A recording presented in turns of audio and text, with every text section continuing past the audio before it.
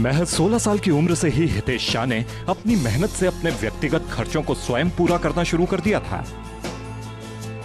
आपके पिता भी LIC एजेंट थे और आपने उनकी मदद करनी शुरू कर दी। इसके साथ ही आपने अपने पिता के क्लाइंट्स को RTO टैक्स भरने और मोटर इंश्योरेंस करने की सर्विसेज सिर्फ 50 रुपए के शुल्क पर देनी शुरू कर दी।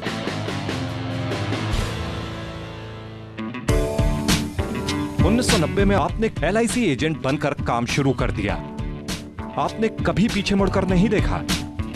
पहले साल अकेले 3 लाख का व्यवसाय करने वाले हितेश शाह की टीम में आज 60 से अधिक लोग काम करते हैं और सालाना नया व्यवसाय 6 करोड़ रुपए के लगभग है।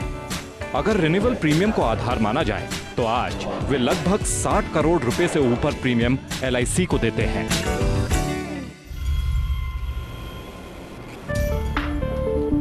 तो ये थे 50 रुपए के लिए घंटों लाइन में खड़े रहने वाले हितेश शाह। कैसे बने आज LIC के सफल एजेंट? क्या है सक्सेस मंत्र? चलिए सीधा उन्हीं से जान लेते हैं। जब करियर बनाने की शुरुआत करते हैं 18-19 साल की उम्र में, तो हितेश, बहुत सारे लोग कॉलेज में अपने कलीग्स के साथ जब बात करते हैं, फ्रेंड्स के साथ बात करते हैं, तो बोलते हैं मैं ये पढ़ाई करूँगा या मैं उस प्रोफेशन में जाऊँगा। जब आपने ये सोचा कि आप LIC एजेंट बनना चाहते हैं, तो किस तरह का रिएक्शन आपको बाहर से मिला? घर में तो आपके पिताजी खुद आपके हीरो हैं। जब मैंने 1989-90 में ज्वाइन किया, उस टाइम पे अवेयरनेस थे नहीं। इवन यहाँ तक भी सिचुएशन थी कि जब मेरी एंगेजमेंट हुई 93 में, तब वो मेरे ब्रदर इन लॉ या वाइफ मीन्स फियांसी किसी को भी पूछते थे किससे हुई है एंगेजमेंट, तो वो कहते हुए शर्माते थे कि एक इंश्योरेंस एजेंट के साथ में। बट मेरे इन लॉज वाले थे, वो काफ़ी प्रेजेंटली बोलते थे कि he is into insurance but is one of the top in the country. Always उनको ये बोलना पड़ता था। आज की डेट में वो इश्यूज़ नहीं है, पहले ये प्रॉब्लम था। तो काफ़ी लोग क्लाइंट में घर में लेडीज़ ऐसी भी बात करती थी कि मॉर्निंग में बेल बजती है तो डाउट होता है कि दूध वाला आया है या हितेश आया है। हितेश, एक और सवाल जो मेरे जहन में आता है या जब मैं आपके बारे में पढ़ रही थी, वो ये कि 50 रुपए के लिए आप RTO टैक्स का फॉर्म भरते थे अपने पिताजी के एजेंट्स का, क्योंकि चाहते थे कि मैं सेल्फ डिपेंडेंट रहूं। तब से लेकर अब तक का सफ़र कैसे देखते हैं? किसी के छोटे छोटे काम रहते थे, जैसे कि किसी को उस टाइम ज़माने में RTO टैक्स हुआ करता था एवरी ईयर। अभी तो वन टाइम टैक्स लेते हैं RTO वाले। तो वो RTO टैक्स के लिए उनको सर्विस प्रोवाइड करता था। 50 रुपीज़ सर्विस चार्ज लेता था उनसे। लेके यहाँ से साइकिल लेके लोखंड वाला कॉम्प्लेक्स में RTO ऑफिस में जाके वहाँ पे साइकिल पार्क 10 किलोमीटर तक का करीब, ऑलमोस्ट लोखंड वाला कॉम्प्लेक्स जाके आना 12 किलोमीटर है। तो जाके वापस आके लाइन में खड़े रह के धूप में वो टैक्स भर के और फिर वो 50 रुपए की अर्निंग के लिए आधा दिन एक दिन चला जाता था। मफत लाल जी मेरे साथ हैं। सर, अभी भी बहुत सारे लोग इंश्योरेंस एजेंट को बहुत अच्छी नज़र से नहीं देखते हैं। क्या परेशानियां आपको हुई उन दिनों में? मोहल्ले के बुजुर्ग वगैरह जो हुआ करते थे, वो बोलते थे कि अरे कहाँ तो फंस गया गवर्नमेंट के ये चक्कर में।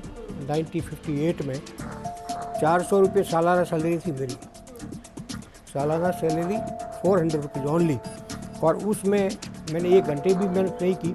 वो मैंने कुछ नहीं किया, लोगों को बताइए इसका भी मिल रहा है, इसका भी मिल रहा है। लोगों ने हाँ भर दी और 2-2 हज़ार के इंश्योरेंस हो गए, 45 हज़ार के काम हो गया और 600 रुपये का चेक मेरे हाथ में शाम को ही आ गया। एक जो चेहरा मेरे साथ अब इस समय देख रहे हैं, ये हिना शाह है।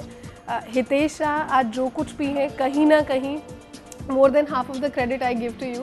नहीं, full credit. Full credit. She is involved in office also. अच्छा। She comes regularly to office. Yeah. Hitesh के शुरुआती दिनों में आपने उनको स्ट्रगल करते हुए भी देखा हो। किस तरह की परेशानियां आपने देखी हितेश की जिंदगी? बहुत ही मेहनत की इन्होंने, पर इनके साथ मैं मीटिंग्स में, हर मीटिंग्स में गई हूँ।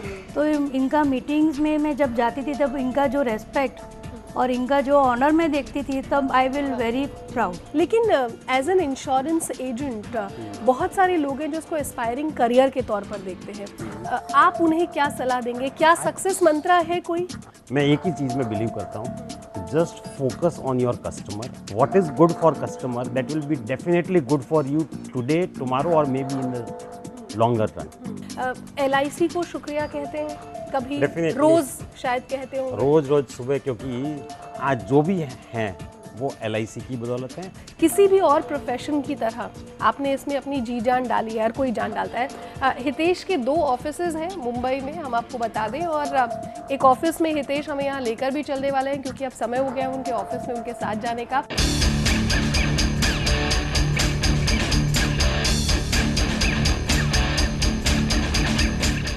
हितेश, करीब 5000 स्क्वायर फीट का आपका आज ये जो ऑफिस है इतना बड़ा, क्या बाहर से जब लोग आते हैं तो समझ पाते हैं या सोचते हैं कि एक LIC एजेंट का ऑफिस? नहीं, काफ़ी क्लाइंट्स को जो नए लोग आते हैं उनको ये कन्फ्यूज़न होता है और वो कई बार पूछते हैं दूसरों को जिसके साथ में आए हैं, कुछ नए लोग जो हैं कि are you sure this is the insurance agents office.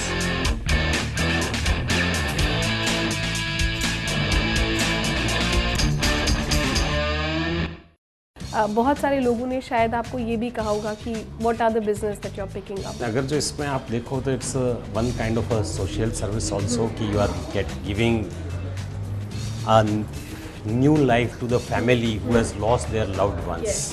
उसको एक आप नई फाइनेंशियल न्यू लाइफ दे रहे हैं, plus whatever the money is coming to LIC जो आता है that goes in the nation building also, so it's a dual social work. बहुत सारे हमारे व्यूअर्स ऐसे हैं जो LIC एजेंट बनना चाहते हैं, उनको आप क्या कहेंगे और क्या ये पूरा प्रोसेस बहुत डिफिकल्ट तो नहीं है? ईज ऑफ डूइंग बिजनेस अगर जो देखो तो आपको LIC से भी सपोर्ट मिलता है। देयर इज नो लाइसेंस, एक लगता है खाली आपको IRDA का एक 100 घंटे का ट्रेनिंग लेके आप एग्जाम दे दो और आपको तुरंत लाइसेंस मिल जाता है ऑफ डूइंग द बिजनेस।